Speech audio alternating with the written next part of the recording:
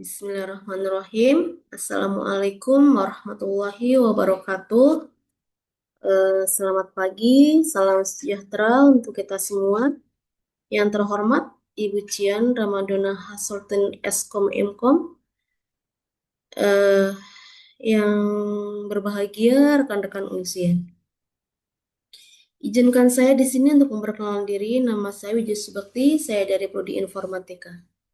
Saya di sini akan mempresentasikan dari tugas UTS saya dengan mata kuliah sistem pakar, yaitu merangkum dari studi kasus UPTD Puskesmas Telaga Dewa Kota Bengkulu, yang dengan judul jurnalnya yaitu sistem pakar diagnosa penyakit gangguan tidur dengan metode forward chaining berbasis web.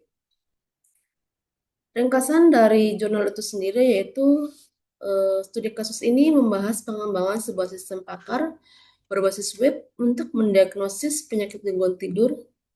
Sistem ini diimplementasikan di UPTD Puskesmas Telaga Dewa, Kota Bengkulu dan dapat diakses melalui alamat web yang spesifik. Kemudian dari latar belakang masalah jurnal tersebut yaitu kebutuhan hidup modern seringkali mendorong manusia untuk bekerja keras, yang pada akhirnya sering menyebabkan terabaikannya pentingnya istirahat dan tidur. Padahal tidur merupakan fase krusial untuk menyeimbangkan kehidupan dan memulihkan kondisi fisik. Gangguan tidur seringkali dianggap sebagai masalah sepele dan kurang mendapatkan perhatian yang serius. Meskipun sebagian besar masyarakat tidak memiliki pengalaman medis untuk mendiagnosisnya sendiri. Kemiripan gejala pada berbagai jenis gangguan tidur juga menjadi tantangan bagi para psikolog dalam menentukan diagnosis yang tepat dan seringkali memerlukan waktu lebih untuk pengambilan keputusan. Tujuan dari jurnal itu sendiri yaitu sistem ini bertujuan untuk membantu masyarakat dalam melakukan diagnosis awal penyakit gangguan tidur sebagai langkah pencegahan terhadap penyakit yang lebih parah. Tujuan yang kedua yaitu memberikan bantuan kepada pasien dalam mendiagnosis penyakit gangguan tidur yang mereka alami. Lalu yang ketiga, menyediakan solusi yang relevan dan sesuai dengan hasil diagnosis penyakit gangguan tidur.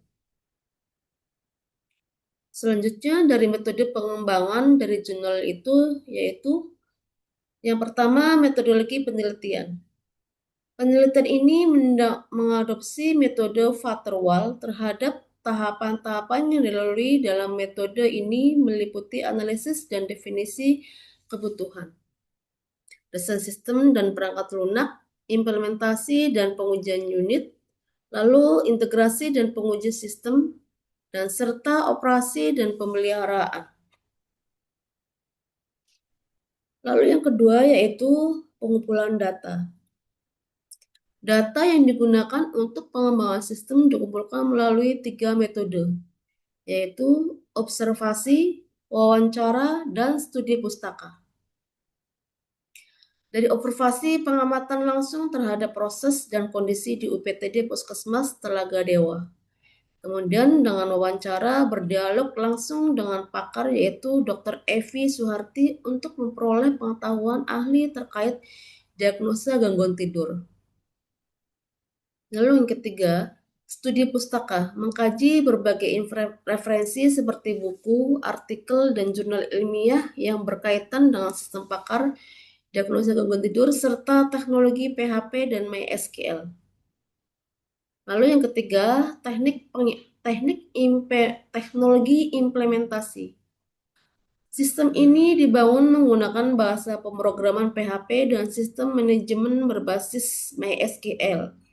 Lingkungan ini pengembangan lokal menggunakan XAMPP sebagai web server. Kemudian yang keempat, basis pengetahuan.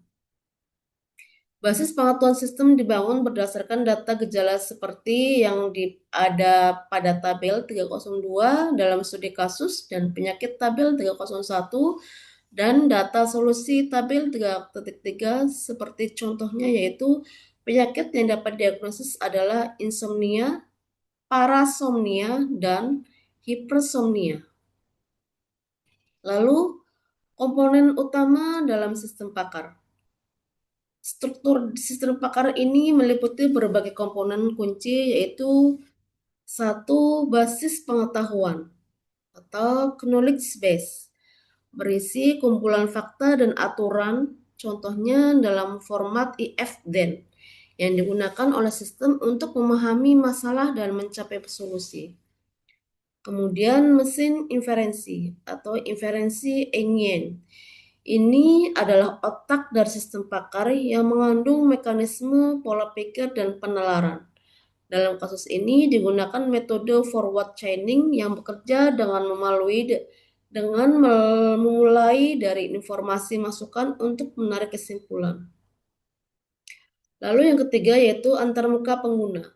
Mekanisme komunikasi yang kemungkinan menggunakan interaksi dengan sistem seperti memasukkan gejala dan melihat hasil diagnosis. Yang keempat yaitu working memory, area tempat sistem penyimpanan data sementara dan mencatat hasil serta kesimpulan yang dicapai selama proses penalaran. Selanjutnya ada hasil pengujian, yaitu sistem pakar ini telah berhasil diimplementasikan dan dapat diakses melalui platform web. Yang kedua, pengujian sistem dilakukan menggunakan metode black box testing oleh admin untuk memastikan seluruh fungsionalitas sistem berjalan dengan sesuai kebutuhan.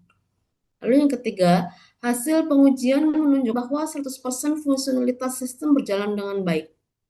Yang keempat, sistem ini terbukti mampu membantu pasien dalam mendiagnosis gangguan tidur dan memberikan solusi yang relevan. Yang kelima, akurasi diagnosis yang diberikan oleh sistem ini telah divalidasi dan menunjukkan kesesuaian dengan diagnosis yang diberikan oleh pakar medis. Lalu saran dan pengembangan dari jurnal tersebut yaitu merekomendasikan pengembangan sistem yang lebih luas cakupannya di masa mendatang serta menekankan pentingnya pemeliharaan rutin untuk menjaga keberlanjutan dan relevansi sistem. Demikian presentasi dari saya, kurang lebihnya saya mohon maaf. Akhir kata, wabillahi taufiq wal hidayah. Wassalamualaikum warahmatullahi wabarakatuh.